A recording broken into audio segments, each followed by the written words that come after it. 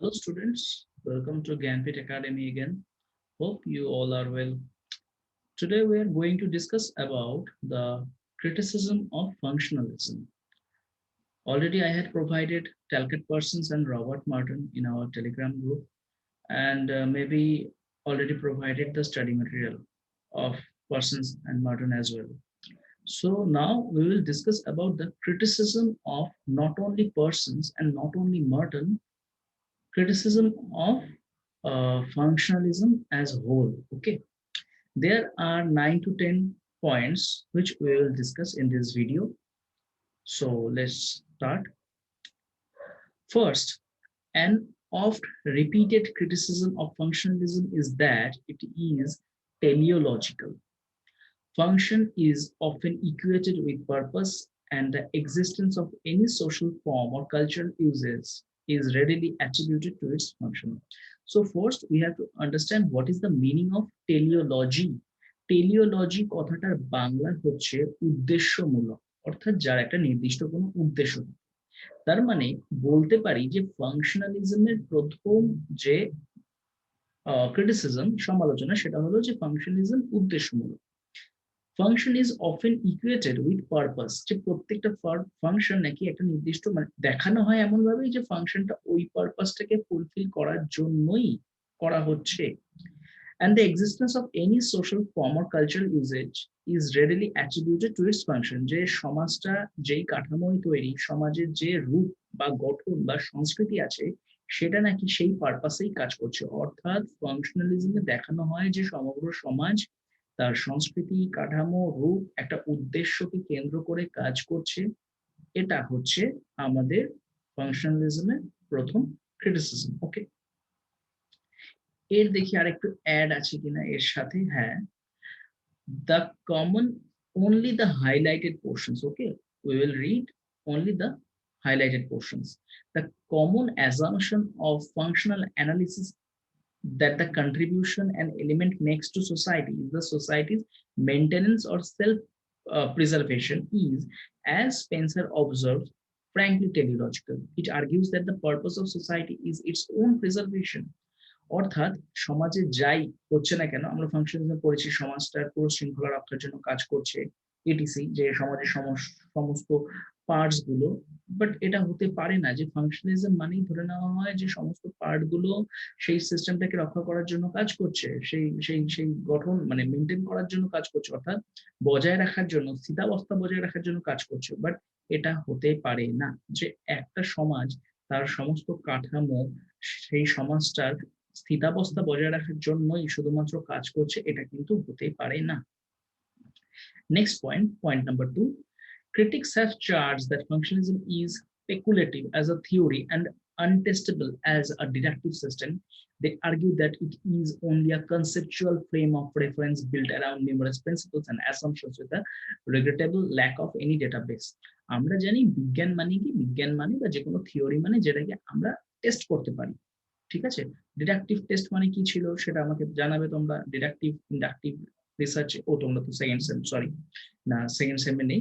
Deductive ইন্ডাকটিভটা মানে হচ্ছে যে আমরা কোনো থিওরি থেকে পড়ে ফিল্ডে যাচ্ছি, সেটা কতটা ভ্যালিড সেটা দেখতে, দ্যাট ইজ ডিডাকটিভ। আর আমরা ফিল্ডে গিয়ে যা যা দেখলাম তা থিওরি আকারে লিখছি, দ্যাট ইজ ইন্ডাকটিভ। ওকে, তো ডিডাকটিভ সিস্টেম মানে থিওরিতে যা করছি সেটা সত্যিকারের ফিল্ডে অ্যাভেলেবেল কিনা, সেটা সত্যি কোনো রকম কোনো বাস্তব উপস্থিতি আছে কিনা, এইটা হচ্ছে ডিডাকটিভ। সেটা কিন্তু নেই ফাংশনালিজম, এন্ড ইটস আনটেস্টেবল, অর্থাৎ যেটাকে টেস্ট করা যায় না। অর্থাৎ কোথাও না কোথাও বলতে পারি যে এই ফাংশনালিজমে অনেকগুলো থিওরি, তত্ত্ব, কথা রয়েছে, সূত্র রয়েছে যেগুলো কিনা কোথাও না কোথাও ওই মনে করা হয়, অর্থাৎ তার যার নির্দিষ্ট কোনো সলিড প্রমাণ নেই, যেটাকে টেস্ট করা যায় না। ওকে, তার মানে এটা ছিল হচ্ছে আমার দ্বিতীয়। So it is untestable as a deductive system. Okay.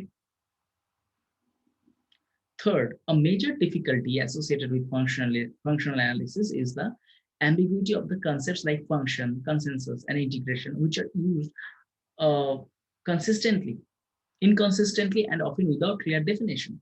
The use of a single term to cover several distinctly different referents has caused confusion and disagreement even among outstanding functionalists. Although Martin has done much to clarify the most important concepts, the terminological confusion still persists. বলতে কি চাইছে, যে কোনো থিওরির terminological efficiency থাকে। What is terminological efficiency or terminological standardization?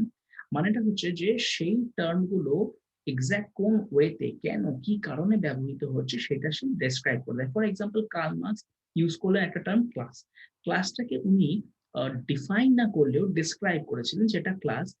পরবর্তী ক্ষেত্রে দেখা যায় যে না, ক্লাস টার্মটাকে উনি সেইভাবে ডেসক্রাইব করেননি যতটা শুদ্ধভাবে ডেসক্রাইব করতে হতো। তাই কার্ল মার্কস ক্লাস বলতে এক্স্যাক্টলি কি বুঝিয়েছেন সেই নিয়ে নানা মনে নানা মত রয়েছে। তো ঠিক সেরকম থিওরির ক্ষেত্রেও, ফাংশনালিজমের ক্ষেত্রেও আমরা যে টার্মগুলো ব্যবহার করি, যে ঐক্য, সংহতি, যদি আমি ইংলিশে বলি কনসেনসাস, ইন্টিগ্রেশন, ফাংশন, ক্রিয়া, তো এইগুলো নির্দিষ্ট কোন জিনিসটাকে বোঝানোর জন্য ব্যবহার হচ্ছে এর কোনো নির্দিষ্ট ডেফিনেশন নেই, বা এক একটা টার্ম এক এক জায়গায় ব্যবহার করা হচ্ছে, এটা কিন্তু সাধারণত থিওরিতে করা যায় না।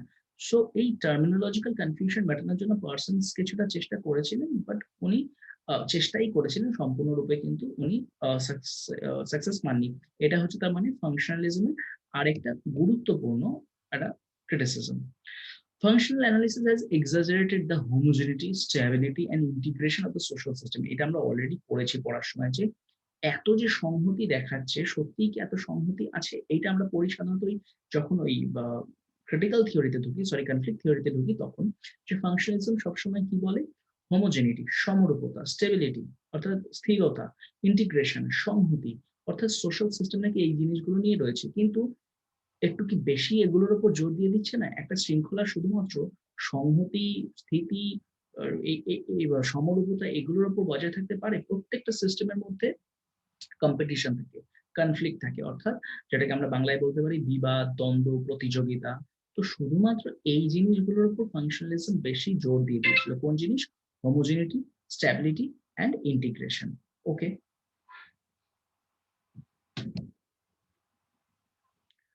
what Goldner calls norm of reciprocity, institutionalization or complementarity। অর্থাৎ গোল্ডনার এটাকে কোথাও না কোথাও কি বলে ক্রিটিসিজম করেছে, যে নর্ম অফ রেসিপ্রোসিটি, ইনস্টিটিউশনালাইজেশন অর কমপ্লিমেন্টারিটি। এই টার্মগুলো, এই কথাগুলো আমি কেন দিয়েছি, কারণ পরীক্ষার হলে তোমরা যদি এই জিনিসগুলো ব্যাখ্যা করো তাহলে কোথাও না কোথাও নাম্বার পাওয়ার চান্স বেশি থাকে। সেই কারণে আমি কে কি বলেছে সেগুলো একটু বেশি ব্যাখ্যা করার চেষ্টা করছি। 5 নম্বর, Derrida, for instance, attacks functionalists for minimizing the role of power, authority and coercion in enforcing consensus and integration। সবসময় যে কোনো সমাজে ইন্টিগ্রেশন অ্যান্ড কনসেনসাস, কনসেনসাস মানে হচ্ছে আমরা বলতে পারি যে সবার সমান চিন্তা ভাবনা, যে সবাই একই চিন্তা ভাবনা করবে, এই জিনিসটা। ইন্টিগ্রেশন মানে হচ্ছে আমাদের মধ্যে যে সংহতি। সমাজের একটা ভূমিকা থাকে কিভাবে, ফর এক্সাম্পল, যে রাষ্ট্র যদি আমাকে বলে দেয় সংবিধানের মাধ্যমে যে ধর্মীয় কারণে কেউ কারোর সাথে হিংসা, বিবাদ, দ্বন্দ্বে লিপ্ত হতে পারবে না, সবাই একই সাথে সংহতিপূর্ণভাবে বসবাস করবে, ইউনাইটেড ওয়েতে থাকবে, তাহলে এটা কি কাজ করছে আমার উপর? পাওয়ার, একটা অথরিটি আমার উপর চাপিয়ে দেওয়া হচ্ছে, যার ফলে পাওয়ার বা অথরিটিটা চাপিয়ে দেওয়া হচ্ছে বলে আমি কারোর সাথে বিবাদে লিপ্ত হব না। কিন্তু ফাংশনালিস্টরা এই সংহতি, সামাজিক সংহতি বজায় রাখার পেছনে যে একটা বড় হাত থাকে, কার হাত থাকে? পাওয়ার এবং অথরিটি, সেটাকে সম্পূর্ণরূপে অস্বীকার করেছেন। এটা ড্যারেনড্রফ বলেছে। মনে রাখতে হবে, ড্যারেনড্রফ কিন্তু আবার কনফ্লিক্ট থিওরির একজন থিওরিস্ট বা থিঙ্কার। তো ড্যারেনড্রফ বলছেন যে ফাংশনালিস্টরা পাওয়ার, অথরিটির যে ভূমিকা আছে সমাজে সামাজিক সংহতি এবং ঐক্য বজায় রাখার জন্য, সেটা সম্পূর্ণরূপে অস্বীকার করেছেন। এটা তার মানে আরেকটা ক্রিটিসিজম। পঞ্চম, Abrahamson notes that functional theories conventionally view system needs as inherent rather than intended, and deliberate or enacted change is seen as problematic both in terms of frequency of occurrence and probability of success. Thus, having overstressed integration and consensus, functionalists overlook conflicts, especially contradictions inherent in social structure. Even when they refer to conflicts, they treat them as deviance, abnormalities, or alteration of the dominant pattern. খুব important একটা point. আব্রাহামসন যেটা বলছেন সেটা হচ্ছে যে ফাংশনালিস্টরা সমাজের মধ্যেকার যে দ্বিধা বা যে দ্বন্দ্ব বা প্রতিযোগিতা রয়েছে সেটাকে তারা মানে দেখতেই পান না, অস্বীকার করেন এবং তার সাথে যে কোনো রকমের ছোট্ট পরিবর্তনকেও তারা সমস্যার হিসাবে দেখে। ঠিক আছে? প্রবাবিলিটি অফ সাকসেস, যে যে কোনো একটা তার মানে আহ একটা সমাজে একটা চেঞ্জ এলো বা কোনো একটা দ্বন্দ্ব হলো, সেটাকে তারা কি হিসাবে দেখে? বিচ্যুতি হিসাবে, মানে ডেভিয়েন্স, অ্যাবনর্মালিটি, যে যা স্বাভাবিক নয়, অল্টারেশন অফ ডমিনেন্ট প্যাটার্ন, মানে একটা প্যাটার্ন আসছে সেটা ভেঙে পড়বে, এইভাবে সাধারণত দেখে। বা তারা এইভাবে দেখে, functional theories conventionally view system needs as inherent rather than intended, যে সমাজটা যে রয়েছে সেই সমাজে আমাদের লক্ষ্যটাই হচ্ছে যে পুরো বিষয়টাকে, আমাদের কাঠামোটাকে সঠিকভাবে মেনটেন করতে হবে, সেটা যেন কোনোভাবে ভেঙে না পড়ে। তাই যেকোনো পরিবর্তন আমাদেরকে সেটা সেটা সেই পরিবর্তনটা ডেভিয়েন্ট, সেই পরিবর্তনটা অ্যাবনর্মাল, সেটাকে মেনে নেওয়া যায় না। ঠিক এইভাবে দেখানো হয়। এটা গেল আমাদের ৬ নম্বর পয়েন্ট। ৭ নম্বর point, critics have thus charged that functional analysis is incapable of dealing with social change because of its reliance on a static or circular explanatory theory based on the conception of social phenomena as being functionally adjusted to one another through their contribution to social needs. ক্রিটিক্সরা আরো বললেন যে সাধারণত functional theory সামাজিক পরিবর্তনের সাথে কোনোভাবেই সমঝোতাপূর্ণ আকারে অবস্থান করে না। অর্থাৎ সামাজিক পরিবর্তন ছাড়া সমাজ এগোবে কি করে? এটা যদি পুরো সমাজটাকে স্ট্যাটিক ওয়েতে রেখে দেয়, তো এটা তো কোনোভাবেই এগোবে না। Thus charge that functional analysis is incapable of dealing with social change because of its reliance on a static or circular explanatory theory. যে স্ট্যাটিক মানে আমরা জানি যে স্থিতিশীলতা, আর সার্কুলার মানে সাধারণত সেটা একই অবস্থা ফিরে আসে, যে সেই তো একই অবস্থায় যদি ফিরে আসে, তুমি ধরো যেই বয়সে আছো তোমরা এখন, আবার সেই এক বয়সে ফিরে আসো, আবার সেই এক বয়সে ফিরে আসো, তাহলে তো চেঞ্জ হচ্ছে না। চেঞ্জ মানে কি? যে তুমি এগিয়ে যাচ্ছ, তোমার কৈশোর, বাল্যকাল, কৈশোর, যৌবন, বার্ধক্য, দ্যাট ইজ চেঞ্জ। তো ফাংশনালিস্টরা ৭ নম্বর পয়েন্টে কি বলে, যে ফাংশনাল থিওরির ৭ নম্বর ক্রিটিসিজম হলো যে তারা কোন রকম চেঞ্জ তারা কিন্তু মেনে নিতে পারে না, বা তারা এই চেঞ্জের সাথে কোন রকম সমঝোতাপূর্ণ অবস্থায় বসবাস করে না। অষ্টম point, some critics attribute an inherent ideological bias to functionalism. Dahrendorf insists that functional analysis is utopian as a functionally integrated self-regulating system in equilibrium. Society is perceived to be in an ideal state of adjustment both in terms of individual happiness and common welfare. Therefore, status quo is viewed as good and not to be disturbed. Others have charged that functionalism is politically and ideologically conservative theory which tends to support the establishment. তিনটে কথা আছে এখানে। First যেটা বলছে, ড্যারেনড্রফ বা অন্যান্য যে সমস্ত থিঙ্কার্সরা আছে, ফাংশনালিজম ক্রিটিসিজম করলো, বললো এটা ইউটোপিয়ান, মানে কাল্পনিক, এরকমটা হতেই পারে না। দ্বিতীয়ত বললেন, স্টেটাস কো ধরে রাখার এখানে চেষ্টা হয় এবং স্টেটাস কোটাকেই গুড বা ভালো, উচিত, এরকম বলে ধরা হয়। ৩ নম্বর ক্রিটিসিজম হলো যে এখানে স্পষ্টভাবে বলা হলো যে যেই অবস্থাটা রয়েছে, যেই রাজনৈতিক এবং আদর্শগত অবস্থাটা সমাজে রয়েছে, সেই সংকীর্ণ অবস্থাটাকে ধরে রাখার জন্যই ফাংশনালিজম এই সমস্ত কথা বলে সেই সংকীর্ণ বা সমস্যাপূর্ণ সমাজটাকে খুব সুন্দর একটা সমাজ বলে দেখিয়ে সেই স্থিতাবস্থাটা ধরে রাখার চেষ্টা করে। অর্থাৎ আমি যদি দেখিয়ে দিই যে এই সমাজটা কোনো রকম কোনো সমস্যা আছে, তো সমাজটা তো বদলে যাবে। তো আমি যদি দেখি যে না, সমাজটা একদম ঠিক আছে, তাহলে সমাজ বদলাবে না। তো এইটা এই যে পলিটিক্যাল এন্ড ইডিওলজিক্যাল যে তাদের নেচারটা, ওই সমস্যাপূর্ণ সমাজটাকে ধরে রাখা, বা যারা ক্ষমতায় আছে তাদেরকে ক্ষমতায় রাখা, যাতে চেঞ্জ না আসে, এটা কিন্তু এদের অষ্টম criticism. Novum criticism, finally, functionalism is accused of neglecting the individual and of inadequate treatment of the relationship between the individual and society. Functionalism regard the individual as a trained role player, an empty receptacle into which culture is poured from the overflowing cup of society. The individual is thought to take no response, but is conceived as an uncritical receiver who acquires socially prescribed values by moving from role to role. Humans thought the functionists acted as if there were no men around and hence spoke of bringing men back in. খুব important একটা point. বলছে ফাংশনালিজমে ব্যক্তির কোনো ভূমিকা নেই, ব্যক্তির কোনো গুরুত্ব নেই। ব্যক্তিকে দেখা হয় যে না, ব্যক্তির কাজই হলো সেই সমাজ, সেই সমাজের সিস্টেম, সেই শৃঙ্খলা, সেই গঠনটাকে মেনটেন করবে।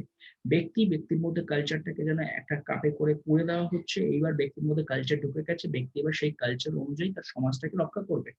ব্যক্তির স্বাধীনতা, ব্যক্তি চিন্তা, ব্যক্তিত্ব এইসবের কোনো গুরুত্বই কিন্তু ফাংশনালিজমের নেই। এটা কিন্তু খুব ইম্পর্টেন্ট একটা পয়েন্ট।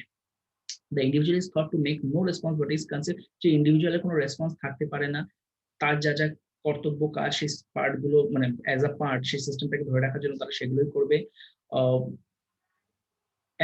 এমনকি ফাংশনালিজম অ্যাকর্ডিং টু হোম্যান্স হচ্ছে ফাংশনালিজমটা এমন ভাবে দেখে যে সেখানে যেন মানুষ বা ব্যক্তি বলে কোনো জিনিসই নেই, যেন শুধু সমাজ আছে, সমাজটাকে কারা ধরে রাখছে? মানুষ। অর্থাৎ মানুষ ইম্পর্টেন্ট না, সমাজ ইম্পর্টেন্ট। তো এটা কিন্তু ফাংশনালিজম আরেকটা গুরুত্বপূর্ণ সমালোচনা। ওকে, some of these criticisms are justified, and functionalism has effectively responded to them by revising and codifying many of its original premises and propositions. Indeed, it has also been pointed out functionalists have been too sensitive and too quick to respond to criticism. আরেকটা criticism বলছে যে যা যা criticism আমরা পড়লাম সেগুলো বিষয়ে যে ফাংশনালিস্টরা কোন রকম কোনো রেসপন্স করেনি বা নিজেদের মধ্যে কোনো চেঞ্জ আনার চেষ্টা করেনি তাদের থিওরিতে, তা নয়। কিন্তু এটাও তাদের প্রতি একটা সমালোচনা যে তাদের যে রেসপন্স, সেই রেসপন্সটা খুব স্লো। ঠিক আছে, too quick too sensitive and, sorry my mistake, slow না, এটা হচ্ছে খুব কুইক। সেন্সিটিভ যে এদের যে সমালোচনা হচ্ছে, যে have pointed out that functionalist have been too sensitive and too quick, যে সমালোচনা হচ্ছে সেটা যেন নিতে পারলো না, সেন্সিটিভ, টু সেন্সিটিভ, আর সঙ্গে সঙ্গে তাকে কিছু একটা বলতে হবে, টু কুইক। ঠিক আছে, তো এটাও একটা সমালোচনা যে এর এর ব্যাপারে যা বলা হয় এর একদম নড়ে চড়ে বলছে। তো সাধারণত এই ধরনের জিনিসপত্রগুলো সমালোচনা কেন ধরা হয় থিওরিতে? তোমরা ভাবতেই পারো যে হ্যাঁ স্যার বলছে থিওরির ব্যাপারে একটা কিছু বলা হচ্ছে, তো তারা সেই চেঞ্জ গুলো আনছে না। এই যে ইনসেনসিটিভ, যে তাদের মধ্যে সেন্সিটিভিটিটা এত মারাত্মক, sorry not insensitive, too sensitive, যে এত মারাত্মক যে তারা তাদের বিষয়ে কোনো কিছু শুনতে পাচ্ছে না এবং শুনলেই তাড়াতাড়ি রেসপন্স করছে, এটাও কিন্তু একটা সমস্যার বিষয়। In sociology, functionalism continues to fight nepositivists who would reduce sociology to measurement and nominalists who would reduce sociological phenomena to psychological phenomena. Like the classic paradigmatic model, structural functionalism combined a certain vision of the nature of society with formulation of an analytic conception of social order. We may conclude with teamship. Functionalism is perhaps more promise than achievement, but it is an important promise. তোমরা এই conclusion হিসাবে এটা রেখেছি আমি 10টা point দেওয়ার পরেও, যদি সময় থাকে পরীক্ষার হলে ফার্স্ট প্যারাটা বাদ দিয়ে যেতে পারো, এটা লাইক থেকেই শুরু করতে পারো, অর্থাৎ টিম শেপ যেটা বলেছেন, বা হচ্ছে এই সরি টিম শেপ যেটা বলেছে এখান থেকে উই মে কনক্লুড দ্যাট, এখান থেকে শুরু করতে পারো, আবার লাইক থেকেও শুরু করতে পারো, কোনো অসুবিধা নেই। যে ফাংশনালিজম যা না অর্জন করেছে তার থেকে অনেক বেশি কথা দিয়েছে। তার মানে থিওরি দুটো জিনিস করে, এক কথা দেয়, অর্জন করে। ফাংশনালিজম কথা বেশি দিয়েছে, অর্জন কম করেছে, কিন্তু সেই কথাগুলো খুব গুরুত্বপূর্ণ কথা ছিল। এইভাবে আমরা জাস্ট কন্টিনিউটা করতে পারি যে হ্যাঁ 10টা পয়েন্ট তো দিলাম ক্রিটিসিজমে, তারপর একটা বা দুটো লাইন এইখানে আমি যে ক্রিটিসিজম বলে দিয়েছি সেখান থেকে অ্যাড করে তোমরা নিজেদের যে বক্তব্যটা আছে সেটা শেষ করে দিলে। তাহলে আজকের জন্য ছিল এতটাই। এটা ছিল আমরা পড়লাম criticism of functionalism, not person, not martyr, পুরো ফাংশনালিজমের একটা ক্রিটিসিজম। তো পরের ভিডিওতে দেখা হবে যেখানে আমরা ওই অন্য কনফ্লিক্ট থিওরি বা ইন্টারপ্রেটিভ সোশিওলজি কিছুটা নিয়ে আলোচনা করব।